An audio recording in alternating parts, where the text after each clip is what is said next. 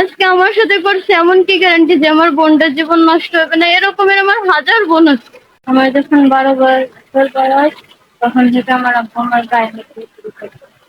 আমার বুকে হাত দেয়, আমার কাগজে দিতে দেয়, কারণ আমার গায়ে সম্পূর্ণ এসে হাত দেয়। তারপরে কিছুদিন যায়, আমার মার আমি বলছি আগে থেকে শুরু। আমার মা বিশ্বাস করে না। আমার মা যখন নিজ চোখে দেখছে তখন বিশ্বাস করছে। আমার আব্বুরে বুঝাইছে, তবুও আমার আব্বু বুঝতে চায়নি। তখন আমি ক্লাস 6-এ পড়ি। আমার 12 বছর বয়স। বিয়ে দিয়ে দিচ্ছে। ছেলেকে 2 বছর সংসার করছি।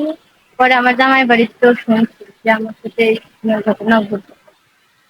এবারে শোনার পরে ওই কথা নিয়ে প্রায় ঝগড়া ঝামেলা লাগতো।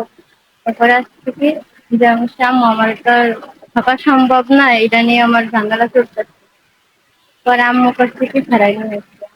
এরকমের যাতে আর অন্য কোনো মেয়ের সাথে না হোক। যদি মাইরেও ফেলে তাও মনে আমার না। আমার একটা ছোট বোনও আছে।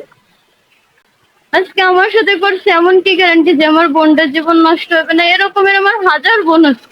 2 জনকে দায়ী করতেছি, কারণ আমার মা নিজ চোখে যখন দেখছে আমার জন্য কোনো পদক্ষেপ নেয় নাই, কোনো ব্যবস্থা করে নেই আমার জন্য।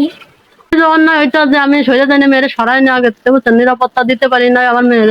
এটাই আমার অন্যায়। মেয়ের সাথে অবৈধ সম্পর্ক করে বাপে, মায় সহযোগিতা করে। আমরা এটা শুনছি। কি ধরনের বাপ হইছে আর কি ধরনের মা হইছে, যে নাকি জন্ম দিছে আর যে নাকি ধর্ষণ করছে সেই সাহায্য করে একটা মেয়েকে ধর্ষণ করার জন্য বাপের সাথে তার মেয়েকে বিয়ে দিছে। ছোটবেলা থেকে 3 বছর বলে বলে এই কাহিনীটা করতেছে, আমরা যা শুনতেছি।